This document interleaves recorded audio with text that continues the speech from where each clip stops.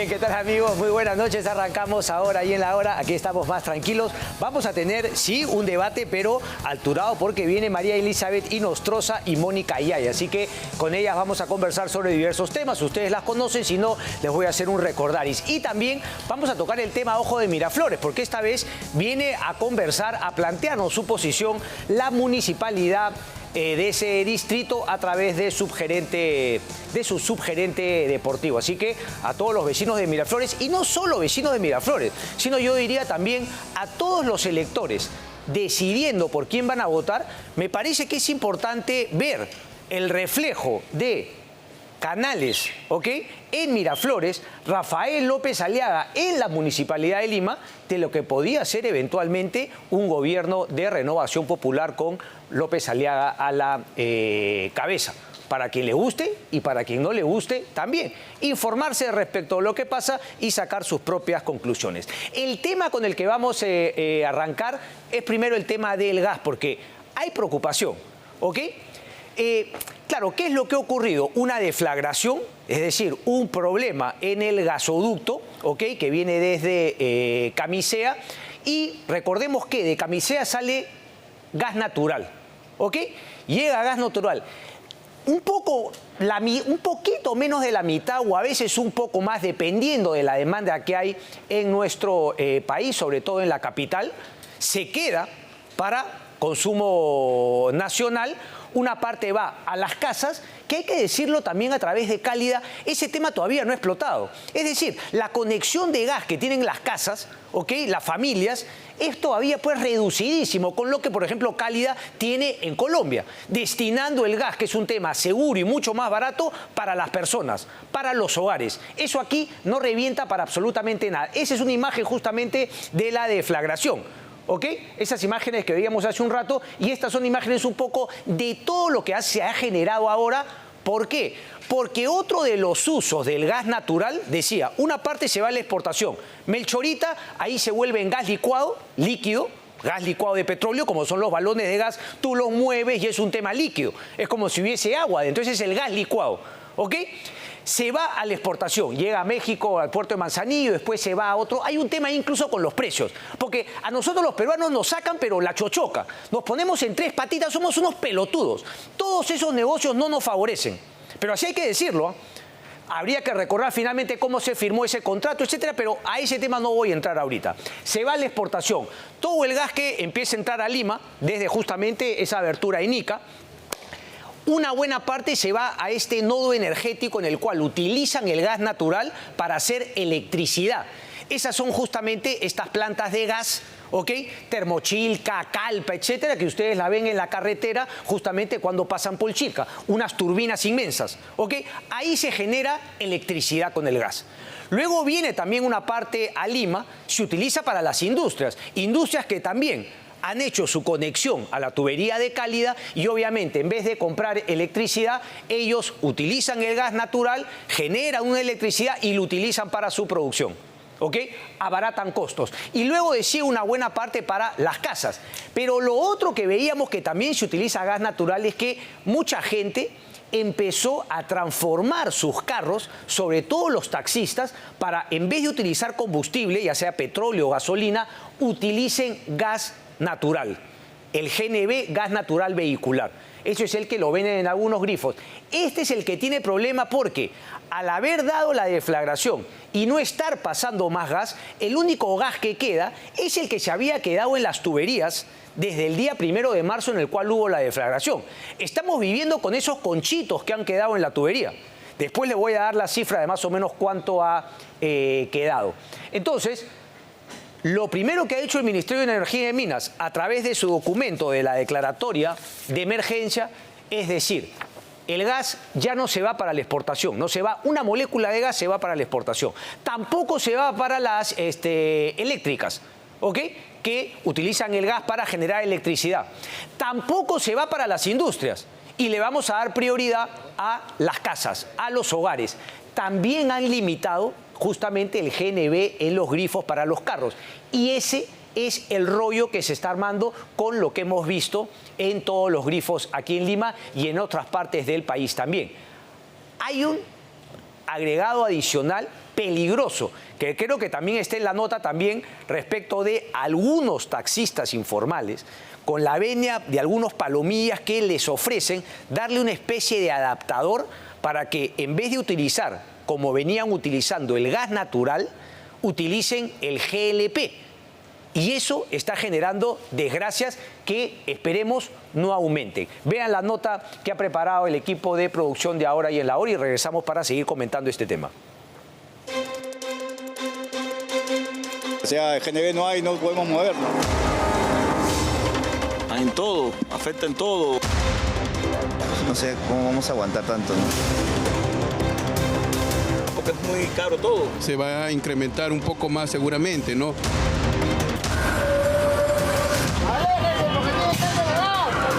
Le metió GNP. Grifos sin GNV y largas colas de taxistas. Nosotros somos extranjeros, también la pasamos peor. Yo soy cubano en mi caso. El GNV es lo principal provecho de aquí del país. Ahorita estoy con full gasolina. Señor, ¿cómo va a trabajar sin gas? Estamos complicados.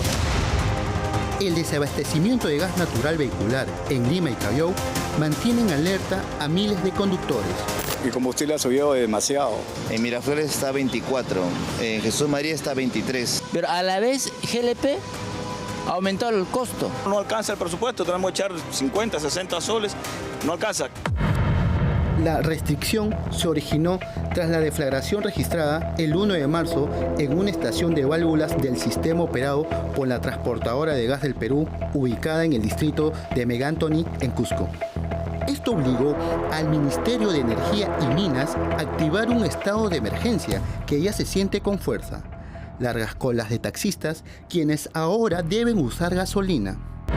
Durante el periodo de emergencia, solo se podrá abastecer con GNV en los hogares, comercios regulados y transporte público masivo. Mientras tanto, los vehículos livianos, taxis, mototaxis y unidades de carga quedaron fuera de la priorización. Ya no hay GNV, tienes que mudarte al GLP. Pero a la vez GLP aumentó el costo de gasolina, ha aumentado el GLP. Y esto, a mi parecer, no es que ha fallado un tubo, se ha reventado. El sistema lo está tapando y eso se va al extranjero. Del Estado no espero nada. Y nunca voy a esperar porque yo mismo soy mi gobierno. Yo veo cómo saco mi plata, hermano.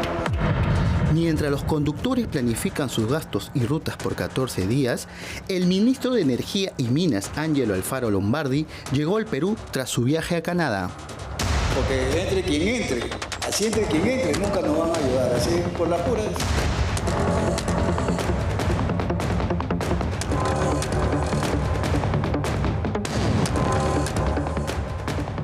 La nota de Luis Torres, ahí justamente no se mencionaba, pero eso, ¿no? Han habido también explosiones de vehículos. ¿Por qué? Porque han intentado justamente hacer eso que comentaba un taxista. Los carros que están modificados para utilizar GNV, gas natural vehicular, han intentado utilizar el GLP con estos adaptadores indebidos y han tenido estas consecuencias. El llamado es eso, Sinermin lo ha dicho. No se les va a ocurrir hacer ese tema. Está complicadísimo. O sea, no, está bien. Asume el costo, hay mucha gente que vive justamente taxiando, pero nada más valioso que la vida, ya no vas a poder trabajar más y ojalá, obviamente, salvemos la vida, pero se elimina, se destruye ¿cómo se llama? Tu herramienta de trabajo. Así que yo entiendo, ¿no?, la necesidad, pero un poquito de sentido común, que claro, ¿no?, a veces no es el más común de los sentidos aquí en nuestro país. Ahí está justamente, atención amigo conductor, un vehículo que funciona con GNV no puede usar GLP, por más que venga un palomilla y te ofrezca que tiene un adaptador para poder hacerlo, ¿ok? Que esté claro. Lo que yo no entiendo es también, es que el lloriqueo aquí en nuestro país dice, el gremio de taxis amarillos de Lima y Callao anuncia que evaluará convocar a un paro ante la falta de gas natural. Viejo, ¿paro a santo de qué? ¿De qué se trata este lloriqueo? ¿Qué es esto? ¿Que van a pedir un bono también? Es que tiene que haber un límite. Por ejemplo, yo entiendo perfectamente el chantaje, la extorsión a los buses, pero yo no puedo dejar de molestarme con los buses cuando los veo manejando por la Panamericana Sur, parando en todo momento. Entonces, cada uno con su responsabilidad.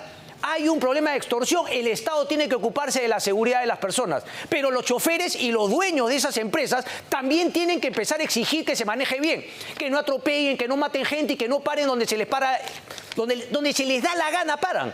La Panamericana Sur es un caos, pero bueno, no me quiero ir del tema, por favor, tráeme al piso. Osinermin ha dicho que ha ido a ver, que está revisando, o sea, Osinermin no sabe nada y tampoco está controlando, parece, el precio de las alternativas, de lo que podría justamente reemplazar al gas natural vehicular, al GNV. Es lógico que todo va a subir. Mi productor Martí Arredondo aquí también está lloriqueando tipo los taxis amarillos, diciendo que le ha costado más llenar el tanque, que el GLP, el balón de gas, estaba a 45 en la mañana y ahora en la tarde 60 y tantos. Es lógico, porque obviamente al no haber GNV aumenta la demanda por esos combustibles alternativos y eso hace que cuando haya más demanda el precio suba. Por ahí justamente vienen un poco las balas. Ok, una entrevista, ¿eso es lo que dijo la primera ministra? Ok, pero solamente déjame ir un poquito antes, ¿ya? Porque, claro, una entrevista de Juan Manuel Saldarriaga en El Comercio a Martínez, ¿no? Gerente senior de nuevos negocios y relaciones institucionales de TGP, transportadora de gas del Perú, quien justamente tiene el manejo del gasoducto. Le preguntan, en este momento no hay gas para generación eléctrica, lo que les comentaba, ni para industrias ni taxis. ¿Se podría decir que este es el accidente más grave? Y él responde, es el más grave y el único de esta naturaleza que hemos sufrido en más de 20 años de operación. Respuesta, vamos a decirla, políticamente correcta para justamente la empresa. La pregunta es si es que efectivamente, me parece que es la más grave, porque nunca ha habido un tema de una escasez y una emergencia como esta. La pregunta, la interrogante que suelta Pedro Yaranga, porque hasta ahora no sabemos qué ha pasado. No sabemos exactamente qué ha pasado, si ha habido un tema de sabotaje o si ha habido por ahí una negligencia de la empresa respecto al mantenimiento de los tubos. No sabemos, ¿ok? Ni para acá ni para allá. Pero claro, Pedro Yaranga plantea que hay un historial de incidentes. Dice, debido a esta avería, el gobierno declaró el estado de emergencia. Esta es la declaración, pero luego hace un historial en la cual plantea que este debate que se ha generado por esta deflagración plantea la pregunta si la causa es la geografía extrema de la zona o una posible negligencia en el mantenimiento o falta de adecuada supervisión. Y habla de enero del 2016, una rotura en Río Seco, febrero del 2018, otra rotura, enero del 2025 se reportó otra afectación al ducto, etcétera. Aquí no vamos a hacer, ¿no?, como hacen algunos, la empresa privada, no, la empresa privada nada. Aquí obviamente se tiene que hacer la investigación, saber qué pasó y obviamente tomar las medidas necesarias. Si hubo una negligencia, te tendrá que investigar por qué, qué pasó, habrá una sanción o no. Lo importante es que esto no vuelva a suceder. Si fue un hecho que no se pudo evitar, con los reflejos todavía a flor de piel, que no se pudo evitar, habrá que hacer qué medidas se toman para evitar que se vuelvan a dar este tipo de situaciones. Ponme ahora sí, por favor, lo que dijo la Premier Miralles, porque también estuvo el ministro de Energía y Minas, que yo había mencionado el día lunes acá, que había estado en Canadá con el tema minero, Ángelo Alfaro creo que es, y que ha regresado y justamente estuvo respondiendo las preguntas de la prensa. Aquí hemos sacado un byte, creemos, de lo más importante. A ver. Estamos actuando, nuestra prioridad ahorita es restituir el servicio por el impacto económico que este podría generar de agravarse el tema. Lo positivo es que ya al estar en la zona podemos tener un plan de acción acelerado para reducir ese tiempo estimado de 14 días en menor tiempo. Las mediciones y la investigación de cómo ha sucedido esto, también obviamente realizar las acciones que correspondan. No va a faltar GLP, no va a faltar gasolina. El gas natural elegimos entre 2.100.000 hogares o 300.000 taxistas, ¿no? O a uno o a otro, no podemos darles a todos. Tenemos nosotros que priorizar. En primer lugar, para los hogares. Luego estamos atendiendo al servicio masivo. No podemos desatender a los ómnibus que transportan a la mayor parte de la población. Crisis energética, ¿ok? Justamente por lo que ha sucedido. Pero a mí siempre me gusta entrar al tema de fondo, más allá de la crisis, porque las crisis también nos traen oportunidades. Y la oportunidad sería hablar de la matriz energética del país. Pero ahorita llego a eso, para ir justamente también con nuestras entrevistadas. Le preguntan también al señor Martínez cuánto gas queda disponible en el ducto. Y él, claro, habla de 70 millones de pies cúbicos diarios, ¿ok? Gas almacenado en las tuberías que había disponible en el momento del incidente, lo que les decía. ¿Ok? Entonces, si nosotros sacamos el cálculo, él lo dice, ¿no? Esto lo dividimos entre el número de días estimados para la reparación de la falla, 14 días, y nos da los 70. O sea que 70 por 14 sería la cantidad de gas almacenado que hay. Por ello, ellos hacen un cálculo de 70 millones de pies cúbicos diarios. Y le preguntan, le preguntan lo de la exportación y la generación eléctrica, eso ya fue lo primero que se cortó. Y la pregunta es interesante porque le dicen, en circunstancias normales, ¿cuánto gas transporta el ducto? Y él responde, la capacidad del ducto es de 1.540 diarios. O sea, calcule más o menos lo que queda, ¿no? De 1.540 diarios ahora van a poder proveer solamente 70. Y eso esperemos si es que el tema se corrige en 14 días. Así que ahí está la gravedad y justamente la capacidad de... Hay que ser responsables también. Se tiene que justamente priorizar para solucionar este problema. Y el otro tema, justamente, ¿ustedes recuerdan Bolivia? Cuando Evo Morales llega al gobierno, Bolivia pues regalaba plata por doquier. Es más, casi Venezuela se creía con el petróleo. Financiaba también, ¿no?, esos proyectos ideológicos de Evo Morales. ¿Por qué? Porque estaban con gas hasta acá. Tenían empresas en Bolivia que habían explorado y habían encontrado un montón de gas. Tenían una cantidad de dólares generados todos los años porque el gas utilizaban una parte, pero la otra parte la exportaban a la Argentina. Se la exportaban a Chile. ¿Qué pasó con Evo Morales? Vivió la vida loca, se dedicó a esto, a lo otro, ¿no?, a creerse un Huguito Chávez, y se quedaron sin gas, porque mientras se gastaban el gas no hicieron más exploraciones. Eso podría justamente pasar en el Perú. Tenemos todavía 20 años para el tema del gas, pero se tiene que fortalecer el tema de la exploración de gas, y no solamente de gas, sino también de petróleo. Y eso nos lleva a otro tema que yo cuestioné. En todo este tema del cambio climático y qué sé yo, el gas, si bien mucho más limpio que el petróleo y que el carbón, sigue siendo un combustible fósil, que son de los que más contaminan. Yo tampoco me voy a poner romántico, ¿no?, y verde, ¿no?, y decir, ay, tiene que ser toda energía renovable, solar, eólica. Lo que yo no entiendo y lo que aquí quiero cuestionar es porque no volvemos a la política que además la naturaleza nos ha dado. El Perú debería tener el 80-90% generación eléctrica del agua, es decir, hidroeléctricas, como fueron los grandes proyectos de los 50, 60, 70, centrales hidroeléctricas de 200 megavatios, 300 megavatios. El tema del gas fue una locura, hacer generación eléctrica. Es más, al inicio lo hacían simplemente con un gas simple, es decir, no hacían turbinas dobles, tiraban el gas, lo derrochaban porque el gas era baratísimo. Después ya se hizo de ciclo combinado. Pero en ciclo simple, como fueron los primeros años, era tirar la plata a la basura porque el gas te venía regalado. Entonces, tenemos que ser mucho más eficientes. Y también, obviamente, revisar a futuro el tema de la exportación. Porque aquí él lo ha dicho, el 50% del gas se va para afuera. ¿Lo vendemos a mejor precio que podemos? No, porque se fija un precio para exportarlo a México y desde México ellos lo revenden a un precio mayor. Hasta ahí perdemos. No, te has vuelto izquierdista, Judvalque. Ese es el problema, que cuando uno saca y pone sobre la mesa la falta de visión liberal, ¿ok? Porque si el Estado va a tener un negocio o va a negociar, tiene que negociar con la mejor gente, tienes que tener la mejor gente en el Estado para negociar lo más beneficioso para el Estado. Pero el Estado no sabe gastar. Bueno, crearás un fondo soberano, como plantea Pablo Secada, y meterás la plata ahí. Pero porque no tiene cómo administrar bien y porque además hay corrupción en el Estado, tú no le vas a regalar la plata a los privados cuando puedes ganar más.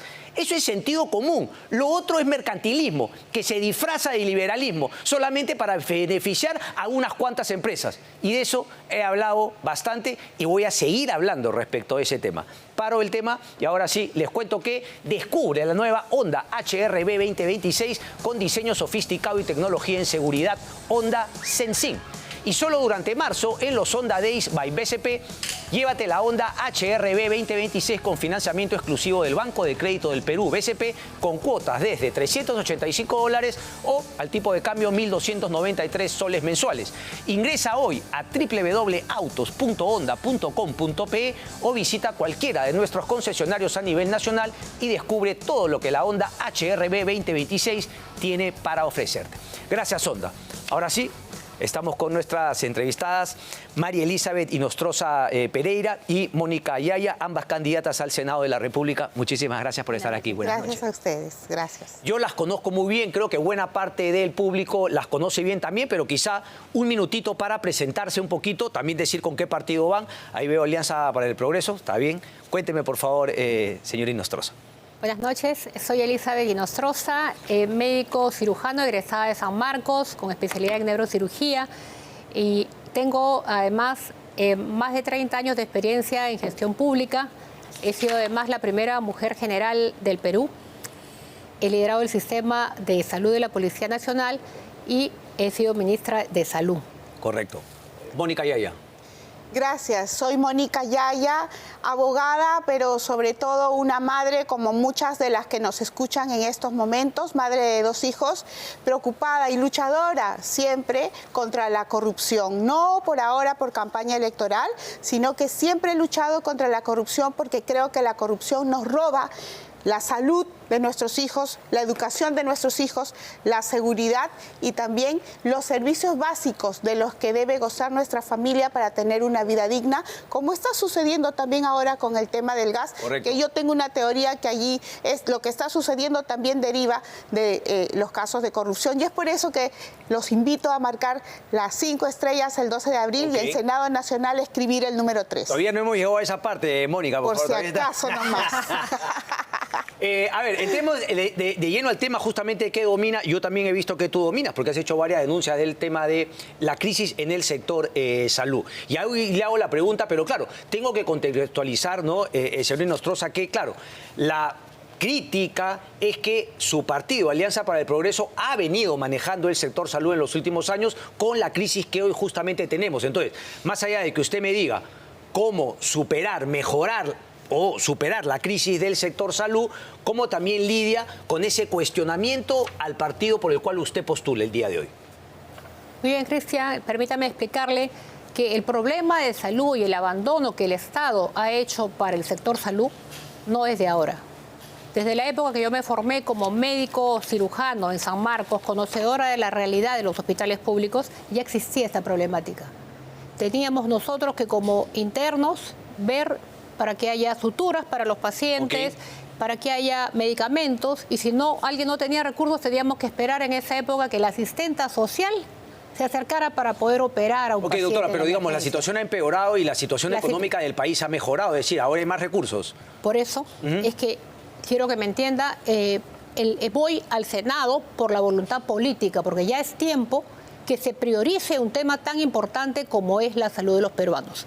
Y permítame explicarle, voy por aprobar una iniciativa legislativa desde el Senado que se llama el Plan Garantía Salud. ¿En qué consiste? Que cuando el Estado falle, sea el Estado que pague las ineficiencias, no el ciudadano.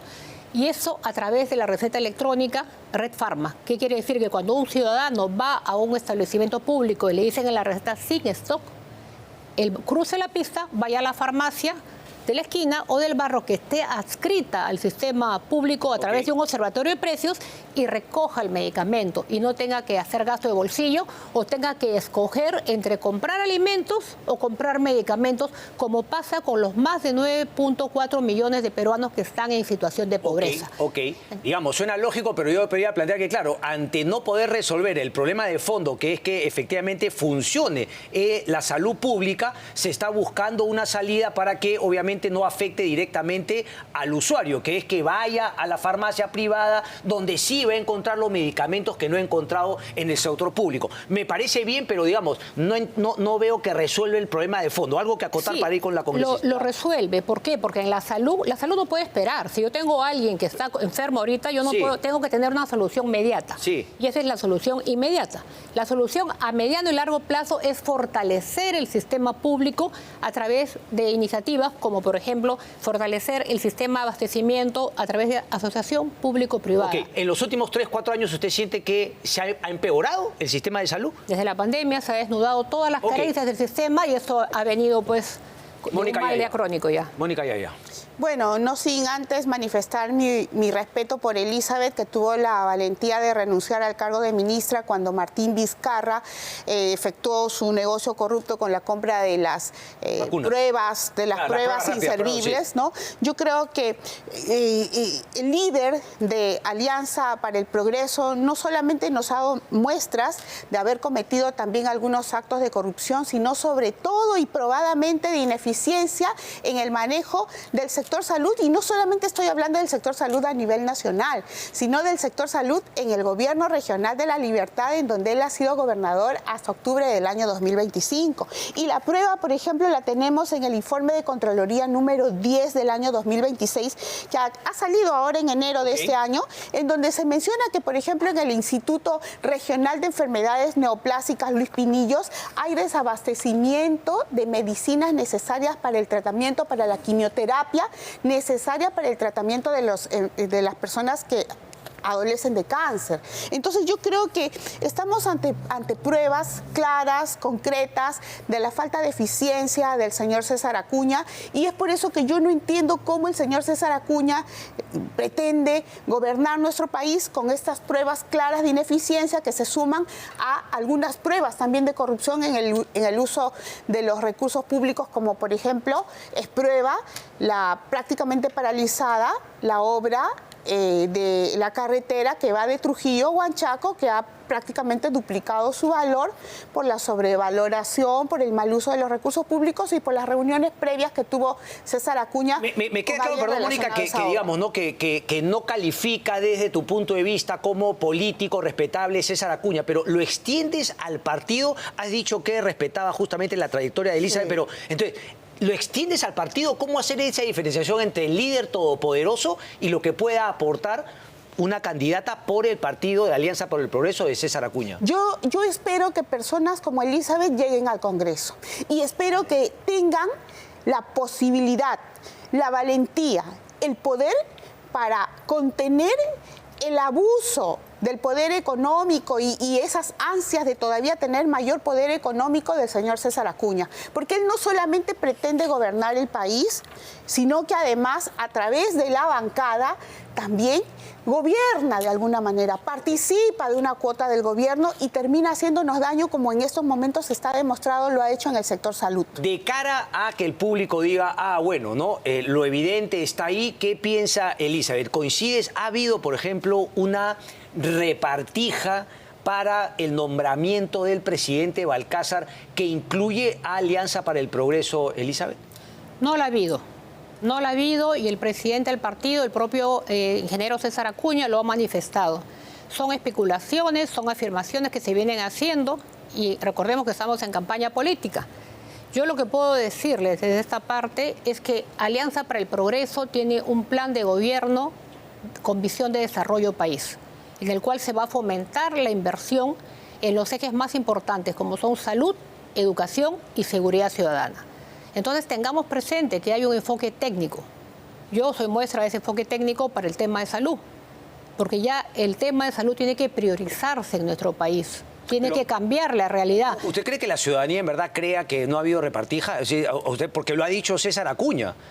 Mónica Yaya, ¿tú crees que ha habido repartija? Bueno, hemos tenido al ministro César Vázquez durante prácticamente 2 periodos gubernamentales liderando el Ministerio de Salud. Y también gente de APPN Salud. Gente de APPN Salud, y yo creo que además el señor César Acuña en algún momento se manifestó ser el padre de la patria, mientras Dina Boluarte decía ser la madre de la patria. Eran evidentemente socios, y eso mismo ha permanecido, ha continuado durante el gobierno del señor José Gerí. Entonces, el gabinete del actual presidente Balcázar es prácticamente el mismo de José Gerí. Solo una última, Elizabeth y Nostroza, para pasar un poco a las propuestas y qué creen que pueden hacer desde el Senado. ¿Tú también le crees a César Acuña cuando dice que sus congresistas no votaron por Balcázar? Bueno, el voto en el Congreso es secreto, y yo creo que es tal cual lo está manifestando, ¿no? O sea, César no Acuña. podemos tener nosotros la evidencia de algo, yo no puedo afirmar por quién votó o por quién no votó a alguien en una votación en la cual no he estado presente, ¿verdad? En un voto secreto. Entonces, lo demás viene a ser especulaciones y yo creo que tenemos que tener mucho cuidado con las afirmaciones que hacemos, sobre todo porque podemos desinformar a nuestra ciudadanía. Correcto, las matemáticas creo que no desinforman. Ahí está, las matemáticas clarillas. Pero bueno, eso también evaluará la gente si es que finalmente usted dice, claro, si es que usted dice que le cree todo lo que dice el líder César Acuña. ¿Qué se puede hacer? No es así tampoco. Lo que estoy diciendo es que en ese tema de la votación se basa, tendría que tener evidencias para hacer una afirmación como la que está haciendo usted. Y no tengo la evidencia porque yo no he estado en la votación y es un voto secreto. Por eso pero yo no le creo a César Acuña, usted sí le cree. Yo le estoy diciendo en base a las evidencias de lo que ha pasado, no lo que ha declarado el presidente César Acuña. Entonces, ya, ok, pero usted ha hecho el cálculo de las matemáticas. ¿Quién podría justamente haber votado? Ese tema no cuadra. El cálculo sin evidencia creo que son especulaciones. Correcto, me queda claro. ¿Qué puede hacer? ¿Qué plantea justamente desde el Senado? ¿Qué se puede hacer? Le hablo, por ejemplo, más allá de lo que ha planteado en el tema de salud, que dicho sea de paso, ustedes no pueden, ese proyecto de ley se lo tendría que mandar la Cámara de Diputados para que ustedes finalmente lo puedan aprobar en el Senado. Correcto, pero depende de la voluntad política de la Cámara Alta que esto se realice. Ah, está claro. Es sumamente Pero si es que no importante. le llega desde la Cámara de Diputados, eso ni se debate. Llega desde la bancada de la Cámara de Diputados porque hay una voluntad del partido de dar un real acceso a salud con calidad y oportunidad, que eso es lo que ha estado por muchos años olvidado en nuestro país. Okay. Son años, de décadas, estamos con un modelo de gestión en salud obsoleto. Ya estamos en el siglo XXI y seguimos con historias de papel, a pesar que hay una ley de la historia clínica electrónica que se dio en el 2013, que no solamente va a permitir interconectar a todos. Pero yo no entiendo por qué entonces APP no censuró al ministro de Salud. Ah, el ministro de Salud era de APP, qué burro, claro. Porque no se dio pues lo del tema electrónico. Pero quiero que me entienda. Yo creo que como país no hemos priorizado salud. O sea, no, independientemente no entremos en ese de echarnos la culpa, sino entremos en realidades, en evidencia. Yo soy médico, hablo con ciencia y con evidencia. Y lo que le digo es que no es el gobierno nunca ha priorizado salud. Correcto. Prueba de ello es que nosotros somos el país de la región que tiene menos presupuesto en salud. No solamente eso, no invertimos en prevención. Correcto. Mónica Yaya, si quieres, saliendo del tema de salud, claramente es un poco el caballito de batalla de la doctora Inostroza, pero si es que finalmente quieres cambiar, ¿por dónde iría justamente tu labor desde el Senado de llegar? Considero que la madre de todos nuestros males es la corrupción. Si bien es cierto que hay poco presupuesto para salud, para educación e incluso para seguridad ciudadana, también es cierto que el presupuesto que se tiene está siendo malgastado. Y es por eso que ahora que tenemos aproximadamente 287 obras públicas de salud paralizadas, es decir, 7.000 millones de soles paralizados por obras públicas que no han sido culminadas, yo creo que resulta una contradicción decir lo que es cierto, que nos falta presupuesto, pero al mismo tiempo se está inutilizando 7.000 millones de soles que pueden ser utilizados en salud. Okay. ¿Y esto de qué deriva? De la corrupción, porque se elige mal a los proveedores del Estado. La función de control político de los senadores de la República es fundamental. Lo primero que yo haría como senadora de la República, además de las proposiciones legislativas de los diputados que se pueden modificar, lo primero que yo haría sería llamar al ministro de Salud para que nos informe, por ejemplo, por qué hay desabastecimiento de medicinas en los hospitales del país, porque hay desabastecimiento de camas. Llamaría al ministro de Educación para que nos explique por qué hoy, a punto de iniciar el año escolar, estamos con una infraestructura educativa para llorar. Llamaría, ¿sabes a quién llamaría hoy día? Yo llamaría al jefe de la DINI. ¿Por qué? Porque lo que ha sucedido en ese ducto que se ha roto, lo de transportadora del gas. Eso es lo que ibas a Perú, decir, me lo insinuaste al comienzo. ¿Cuál es tu hipótesis? Yo creo que hay corrupción, porque aquí todos han fallado en la supervisión.